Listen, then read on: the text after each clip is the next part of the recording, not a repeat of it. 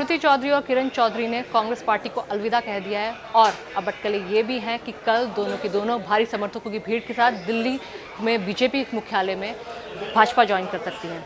इसके अलावा आपको बता दूं, ये बहुत नया नहीं है। पिछले कई दिनों से श्रुति चौधरी, किरण चौधरी नाराज़ चल रही थी। किरण चौधरी दरअसल अपनी बेटी श्रुति को टिकट नहीं मिलने पर नाराज़ चल रही थी। उनकी जगह भिवानी महेंद्रगढ़ सीट से रावदान सिंह को टिकट दे दिया गया था, जिसके लिए किरण चौधरी लगातार आरोप मढ़ रही थी कांग्रेस पार्टी पर, कांग्रेस के शीर्ष नेतृत्व पर भी।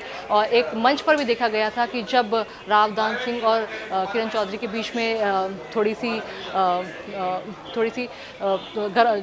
गर्मा गर्मी भी हो गई थी, जिसको राहुल गांधी ने भी कहा था कि हम देख रहे हैं। इसके अलावा मैं आपको बता दूं कि लोकसभा चुनाव में जो टिकट बंटवारे हुए भूपेंद्र सिंह हुड्डा के जो करीबी हैं उन पर काफ़ी ध्यान दिया गया, क्योंकि भूपेंद्र सिंह 10 में से 8 सीटों पर जो टिकट दिए गए थे वो भूपेंद्र सिंह हुड्डा के करीबियों को दिया गया था, जिसको लेकर एसआर के गुट यानी शैलजा, रणदीप सुरजेवाला और किरण चौधरी गुट है, जिसको हमेशा से अलग थलग कांग्रेस पार्टी में माना जाता है, ये नाराज़ चल रहा था, टिकट बंटवारे को लेकर नाराज़ था। तो उसके चलते कांग्रेस में गुटबाजी का दौर भी देखा गया था। इसके अलावा जब रिजल्ट आया, कांग्रेस ने काफ़ी अच्छे प्रदर्शन किया है। 50-50 की रेशियो रही है इस बार लोकसभा चुनाव के नतीजों में। 5 सीटें कांग्रेस के खाते में आई है, काफ़ी अच्छा एक तरह से कमबैक के तौर पे देखा जा सकता है।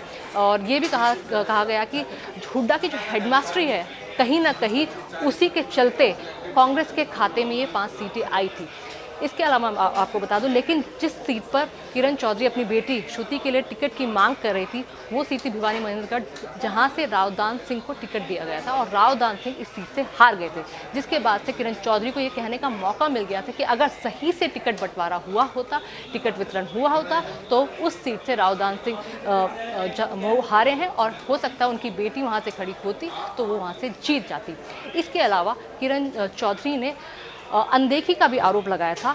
खुद राहुल गांधी से उन्होंने कहा था कि उन्हें तवज्जो नहीं दी जाती है और उन्हें जिस तरह की वो शीर्ष नेता हैं, बड़ी नेता हैं, बंसीलाल की बहू है और एक तरह से उन्हें भूपेंद्र सिंह हुड्डा को टक्कर देने वाली नेत्री माना जाता है, उस तरीके से उनकी अनदेखी होती है, उनकी इंसल्ट की जाती है, ऐसा उन्होंने आरोप भी लगाया था। लेकिन आज सुबह एक बयान आया था, जिसके बाद से उदय भान ने कहा था कि जिसको पार्टी छोड़ के जाना है वो जा सकता है, क्योंकि पिछले कई दिनों से किरण चौधरी लगातार आरोप लगा रही थी और आरोप का दौर ज़्यादा ही बढ़ गया था और कहीं ना कहीं इंडिकेशन भी दे रही थी, संकेत भी दे रही थी, हो सकता है कि वो आने वाले समय में पार्टी को अलविदा कह सकती है। जिसके बाद से आज एक तरह से दरवाजे खोल दिए थे। उदय भान ने भी एक तरह से संकेत दे दिया था कि अगर जिसको पार्टी में रहना है वो रहेगा, जिसको पार्टी छोड़ के जाना है वो जाएगा। दूसरी इंपॉर्टेंट बात मैं आपको बता दूं कि अब से 3 महीने बाद विधानसभा चुनाव होने प्रदेश में, जिसको लेकर काफ़ी तैयारियां भी चल रही थी। लेकिन ऐसे वक्त में अगर किरण चौधरी और श्रुति चौधरी पार्टी छोड़ती हैं तो एक तरह से कांग्रेस पार्टी को ये एक चोट हो सकती है। इसको आप इस तरह भी देख सकते हैं कि लोकसभा चुनाव में जब टिकट बंटवारे हुए थे, कांग्रेस ने सबसे लेट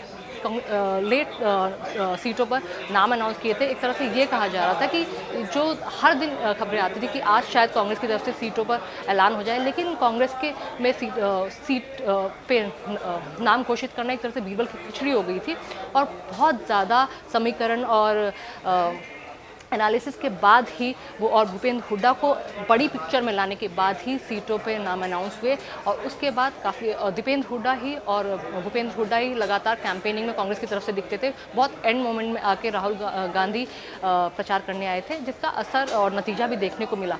लेकिन अब जो दौर है, क्योंकि प्रदेश की राजनीति विधानसभा चुनाव में और लोकसभा चुनाव में बहुत ज़्यादा फर्क हो जाता है और मुद्दे भी काफ़ी अलग होते हैं। ऐसे में किरण चौधरी और श्रुति चौधरी जब इतने क्रूशल मोमेंट में अगर पार्टी छोड़ देती है तो कांग्रेस पार्टी को कितनी चोट पहुंचती है। दूसरी चीज़ मैं आपको बता दूं, अब जब उन्होंने पार्टी छोड़ दी तो कयास ये भी है कि श्रुति चौधरी शायद उनको राज्यसभा से सांसद बनाया जा सकता है, ऐसी अटकलें हैं। इसके अलावा बहुत सारी अटकलें हैं। इसके अलावा मैं आपको बता दूं, क्योंकि गुटबाजी हमेशा से कांग्रेस पार्टी में रही है और यही कारण है कि कांग्रेस पार्टी को कई बार मुश्किलों का सामना करना पड़ा है, कभी भी एक होकर नहीं चल पाई। यही कारण रहा है कि कांग्रेस पार्टी ने न सिर्फ हरियाणा बल्कि ऐसे कई राज्य हैं जहां पर अपनी सीटें गंवाई हैं, सरकारें गंवाई हैं। ऐसे में अब बहुत इम्पॉर्टेंट टाइम था, 3 महीने से भी कम का टाइम रह गया विधानसभा चुनाव आने में। और क्योंकि अगर ग्राउंड ज़ीरो पे जाके देखा जाए तो एक तरह से कांग्रेस का माहौल दोबारा से बनता हुआ नज़र आता है।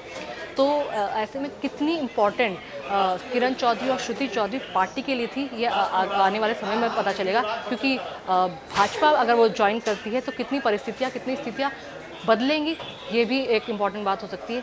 लेकिन फ़िलहाल इम्पॉर्टेंट खबर ये कि श्रुति चौधरी और किरण चौधरी ने पार्टी को अलविदा कह दिया है। इसके अलावा भी ऐसे बहुत सारे नेता हैं जिनके नाम निकल कर आ रहे हैं कि वो भी कांग्रेस पार्टी को अलविदा कह सकते हैं। तो कांग्रेस पार्टी का जो गुटबाजी है, उसके अलावा एक और चीज़ है, जो SRK गुट है। अब किरण चौधरी तो तो चला गया है, तो बाकी शैलजा और रणदीप सुरजेवाला कितनी चोट या फिर क्या स्ट्रैटेजी आगे अपनाएंगे कांग्रेस में, ये भी देखने वाली बात होगी।